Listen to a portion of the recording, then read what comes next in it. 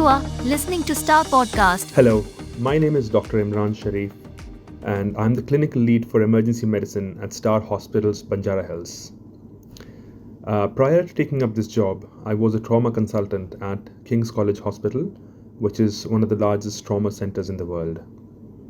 Today, I'd like to talk to you about what is trauma and particularly major trauma, and what is the burden of trauma in India. I'd also like to talk to you about how the general public can help a patient with severe trauma. What are the latest advances in trauma management, and a little bit about what we do here at Star Hospitals and how we are equipped to deal with severe trauma. So what is trauma and what is major trauma? So major trauma is defined as any injury that can cause a threat to life or limb. Generally, this is caused by road traffic accidents, which is one of the leading causes of major trauma globally. It can be caused by falls from a significant height.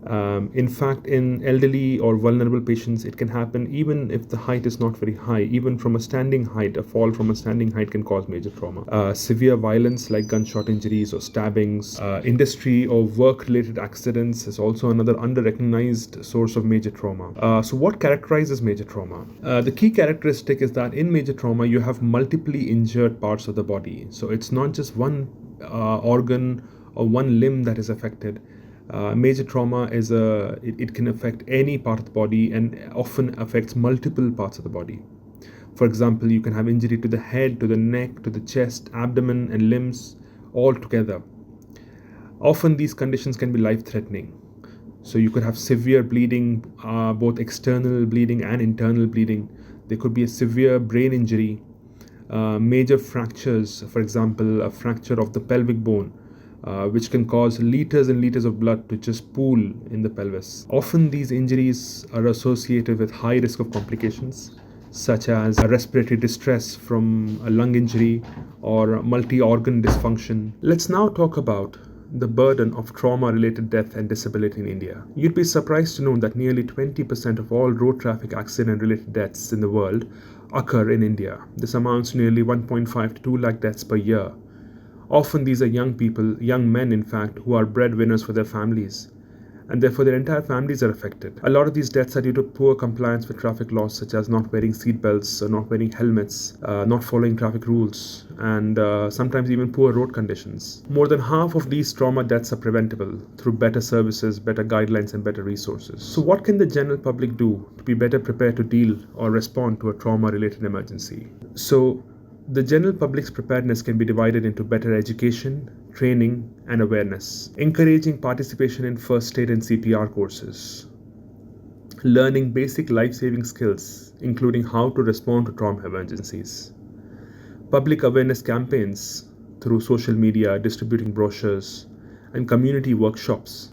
The use of technology. There are several apps and tools now that help you in the aftermath of an emergency, what to do when faced with an emergency, step-by-step instructions of dealing with injuries. Also improving access to first aid supplies such as bandages, tourniquets, and basic medications. In major trauma, time matters. Every passing second without treatment increases the chance of death and long-term disability, and therefore every action by a bystander can determine whether a patient survives or not. How does timely intervention in trauma improve outcomes? There is something called the golden hour concept. The golden hour refers to the first hour after a traumatic injury, when prompt medical treatment is most likely to save lives. Early intervention during this time increases the likelihood of a patient's survival and can reduce complications. One of the major reasons for death after trauma is hemorrhage. Hemorrhage means severe bleeding, and so rapid control of this severe bleeding and adequate resuscitation with blood, surgical repair, or damage control surgery to stop the bleeding can all help improve survival rates. Another significant cause of death is brain injury, and timely intervention to control the bleeding within the head and helping the patient breathe, also reducing the pressure within the head from the bleeding, can all help reduce death from head injuries. Timely intervention and timely imaging, such as CT scans or MRIs, to identify where the bleeding is coming from. Is there a punctured lung or not? Are there any organs that have been injured?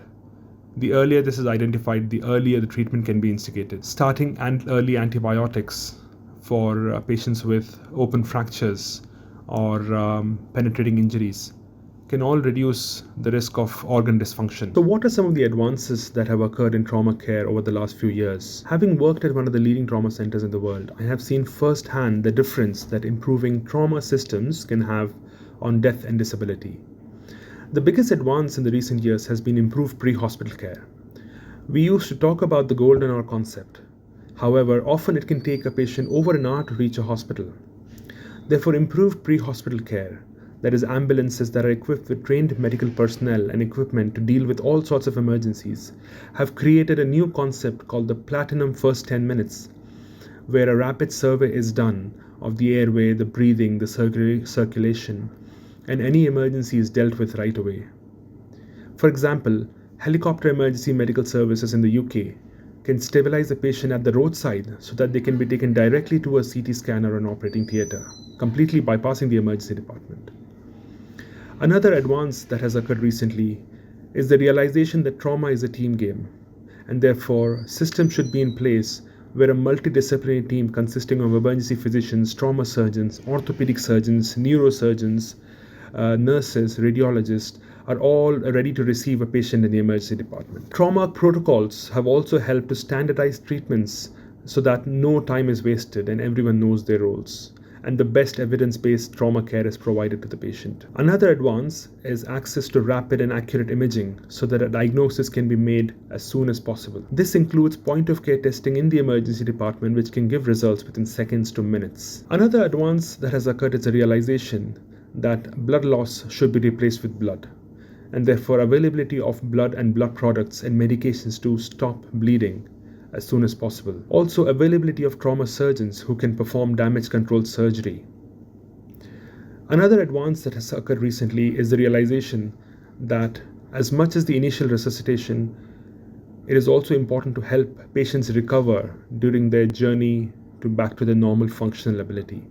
And so therefore rehab facilities that can help patients recover and get back to their normal life as soon as possible. Here at Star Hospitals, we are well equipped to handle major trauma with our advanced emergency and trauma care facilities. Our emergency department operates 24/7 and is staffed by a team of specialized emergency physicians and nurses experienced in managing critical trauma. In cases of severe trauma, a multidisciplinary team including trauma surgeons, orthopedic specialists, critical care experts, and radiologists are mobilized immediately to provide comprehensive care. We follow evidence-based trauma protocols with the best evidence from around the world. We utilize cutting-edge imaging techniques such as high-speed MRI and CT scans, which are crucial for rapid assessment and management of trauma patients. At Star Hospitals, we also offer excellent pre-hospital emergency care services, including remote ambulance tracking and telemedicine support, so that patients receive timely care even before they reach the hospital. Our trauma services include advanced orthopedic trauma surgeries with minimally invasive